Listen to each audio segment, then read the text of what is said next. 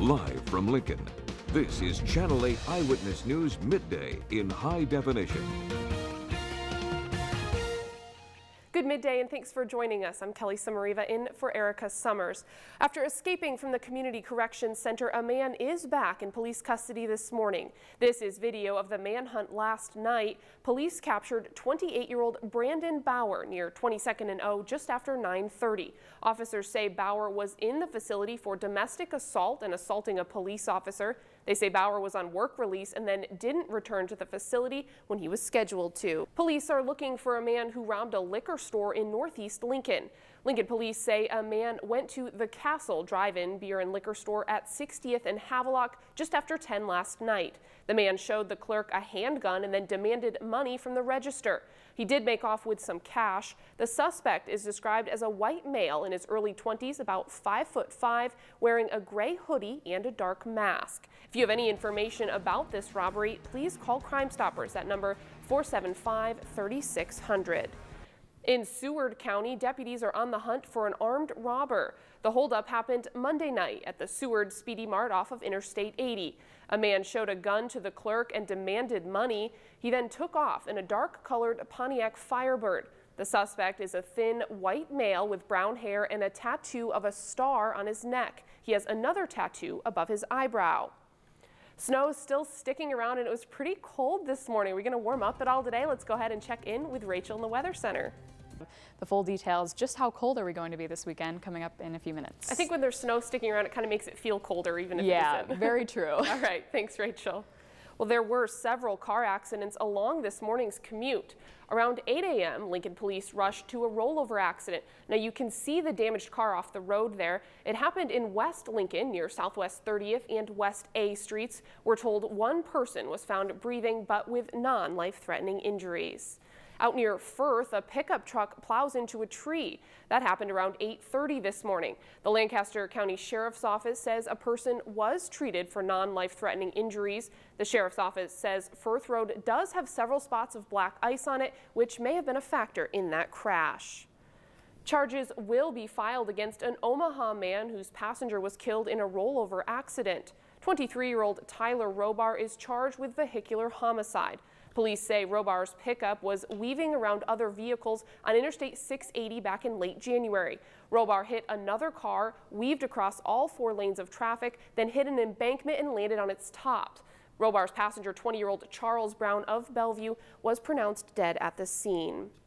A suspected con man duped several local businessmen out of more than $80,000, and police say there could be even more victims. Channel 8 Eyewitness News reporter Melina Mathis reports. Authorities say an Omaha man found guilty of child sex crimes is also the head of a youth ministry program. 40-year-old Stuart Newman will be sentenced in April for child pornography and child sexual assault. He was accused of assaulting a now 12-year-old girl beginning in 2005. A grand jury will investigate how an inmate died at the Nebraska Center for Women in York. Prison officials say Michelle Bartlett died on Sunday. The 61-year-old had been in prison since 2008 for forgery. She was serving up to 14 years. A cause of death is still pending, but authorities say Bartlett was being treated for a long-term medical condition. A 4-time DUI offender will now spend several years in prison after leading police on a car chase. Douglas Miller was sentenced on Tuesday to up to 6 years. Miller pled no contest to driving under suspension, DUI, and running from police. Back in July, police stopped the chase due to safety concerns just before the 46-year-old ran into a light pole. Big news when it comes to the race for Nebraska's U.S. Senate seat. Democratic candidate Bob Kerrey announced he will not be running. Kerrey had considered a bid for several weeks, but told us his family comes first and he would not run. Current Democratic U.S. Senator Ben Nelson does plan to retire, and Nelson's seat is one of just 4 that Republicans need to take the Senate back. Still, Kerrey is confident the race will still be competitive. I think there'll be a general election campaign. I think it's going to be a spirited one. In spite of our relatively low unemployment, there's still an awful lot of anxiety in the air about jobs and retirement, health care. The Democratic Party may be at risk of losing a seat they've held for 23 years. Former Lieutenant Governor Kim Roback said she won't run, saying there's not enough time to raise money. As of now, there are 3 names on the Democratic candidate list. Those are Larry Marvin, Steve Lustgarten, and Sherman Yates. With Bob Kerrey out of the picture, the Republicans believe they'll slide into the U.S. Senate seat with no problems. State Senator Deb Fischer will face off against State Treasurer Don Stenberg, Attorney General John Bruning, and Pat Flynn of Schuyler. Many had thought with Bob Kerrey in the running it would have been a close race. Nebraska's GOP contenders have mixed reactions.